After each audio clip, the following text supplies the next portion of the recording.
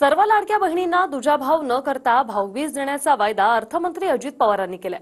मात्र सध्या त्यांच्याच पक्षात पदवाटपात ठराविक लोकांचेच लाड होत असल्याचा दावा करत दोन महिला नेत्यांमध्ये वाद रंगलाय। पाहूया।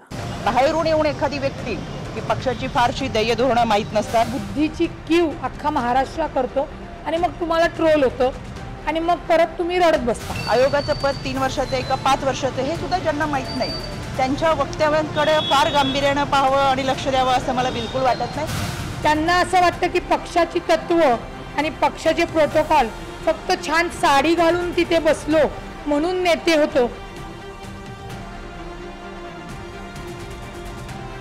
समस्त राज्यातल्या लाडक्या बहिणींना भाऊबीज देण्याचा दावा करणाऱ्या अजितदादांच्याच पक्षात सध्या एकीचेच जास्त लाड होतात म्हणून दोन बहिणी एकमेकांत समोर आल्या आहेत। आधी अजित पवार गटाचे पुणे शहराध्यक्ष दीपक मानकरांनी जिल्हाध्यक्षाचा राजीनामा देत नाराजी वर्तवली। त्यानंतर रुपाली पाटील आणि चाकणकरांमध्ये द्वंद्व रंगले। चाकणकरांनी रुपाली पाटलांना थेट बाहेरच्या पक्षातून आलेल्या म्हणून डिवचलं की पक्षाची फारशी ध्येय धोरण माहित नसतात, एक वैचारिक बैठक माहित नसते, आपण कोणता अजेंडा घेऊन जावा, आपल्याला पद दिलंय तर त्या पदाचा वापर हा पक्षाच्या ध्येय धोरणाच्या संबंधात किंवा ती पक्षाची बाजू समाजामध्ये मांडण्यासाठी करावी। आयोगाचं पद 3 वर्षाचं आहे का 5 वर्षाचं हे सुद्धा ज्यांना माहित नाही त्यांच्या वक्तव्यांकडे फार गांभीर्याने पाहावं आणि लक्ष द्यावं असं मला बिलकुल वाटत। चाकणकर जर मला बाहेरच्या म्हणत असतील तर चाकणकरांना उत्तर देणे म्हणजे त्यांच्या बुद्धीची तर केवच आहे आणि मला नाही वाटत की अशा बाईला मी उत्तर सारखं द्यावं, कारण का त्यांना लोकातून निवडून येण्याचा अनुभव कमी आहे। त्यांना असं वाटतं की पक्षाची तत्व आणि पक्षाचे प्रोटोकॉल फक्त छान साडी घालून तिथे बसलो म्हणून नेते होतो, तर त्या गैरसमजुतातनं माझ्या सहकारी चाकणकर ताईंनी पूर्वीच्या त्या माझ्या मैत्रिणी होत्या त्यांनी त्यातनं बाहेर यावं। मविया सरकारमध्ये 2021ला रुपाली चाकणकरांची महिला आयोगाच्या अध्यक्षपदी निवड झाली। पुढे एकाच वर्षात सरकार बदललं, मात्र 3 वर्षाचा कार्यकाळ असल्यामुळे चाकणकर पदावर कायम राहिल्या।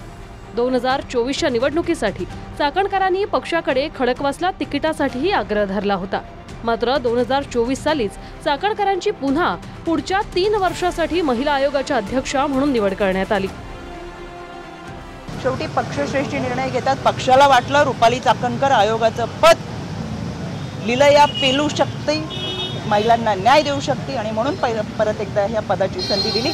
ज्यांना वाटते आपल्याला पद मिळावं त्यांनी तालुकाध्यक्ष, शहर अध्यक्ष, प्रदेश अध्यक्ष आणि अशा वेगवेगळ्या संघटनेत काम करत संघटना जोडावी, पक्ष वाढवावा, 100% पक्ष त्यांना न्याय देईल। त्यावरनंच चाकणकर ताई तुमच्या बुद्धीची कीव अख्खा महाराष्ट्र करतो आणि मग तुम्हाला ट्रोल होतं आणि मग परत तुम्ही रडत बसता। त्यामुळे पक्षाची तत्व आणि अजेंडा 20 वर्ष लोकांमधनं निवडून आलेल्यांना तुम्ही सांगण्याची गरज नाही। एक काम करा, तुम्ही नगरसेवक पदाला किंवा आत्ता विधानसभेला उभे राहाच, निवडून या आणि मग कारण का रुपाली चाकणकरांकडे कामाचा कुठलाच अनुभव नाही आहे, ना प्रशासकीय ना निवडून येणाऱ्याचा। दरम्यान खडकवासला गटाची जागा महायुतीत भाजपला जाणार असल्याचे संकेत रुपाली चाकणकरांनी दिल्यावर तिकडे भाजपचे भीमराव तापकीर विरुद्ध शरद पवार गटाकडून सचिन दोडके यांच्यात लढत रंगू शकते। पर्वती संभाव्य इच्छुकांची भाजपनं महामंडळावर वर्णी लावली असली तरी नाराजी पूर्णपणे संपलेली नाही।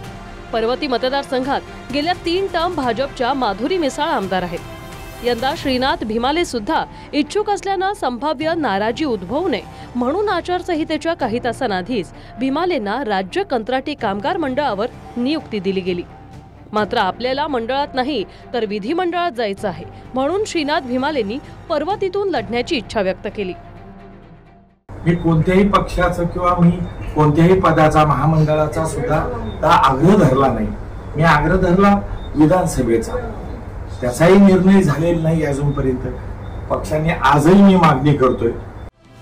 मावळ लोकसभेतही अजित पवार गटाचे विद्यमान आमदार सुनील शेळकेंची उमेदवारी जवळपास निश्चित आहे, पण अजित पवार गटाचे प्रदेश उपाध्यक्ष बापूसाहेब भेगडे सुद्धा इच्छुक असल्यानं ते नाराज होण्याची चिन्ह होती। त्यामुळे आचारसंहिता घोषित होण्याच्या काही तास आधी त्यांना महाराष्ट्र कृषी शिक्षण आणि संशोधन परिषदेचं उपाध्यक्ष बनवलं। मला ह्या मतदारसंघात आमदारकी लढायची आहे आणि मी तीच मागणी केलेली। माझे नेते नक्की तो न्याय करतील, मला आशा आहे. बंडखोरी रोखण्यासाठी महायुती सरकारनं तब्बल 27 जणांची नेमणूक महामंडळावर केली. मात्र अनेकांना अद्यापही नियुक्तीचे पत्र प्रशासन पातळीवरून गेलेलं नाही. तर काही विभागांना नव्या आदेशाचे पत्रकही प्राप्त झालेलं नसल्यानं गोंधळ उडालाय. तर काहींनी महामंडळाऐवजी विधानमंडळाच्याच आग्रहाची भूमिका कायम ठेवली. Bureau report, TV9 Marathi.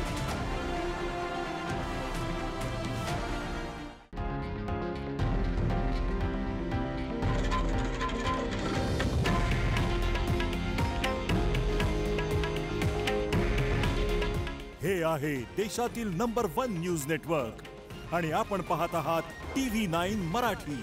काळजी तुमची, हित महाराष्ट्राचं.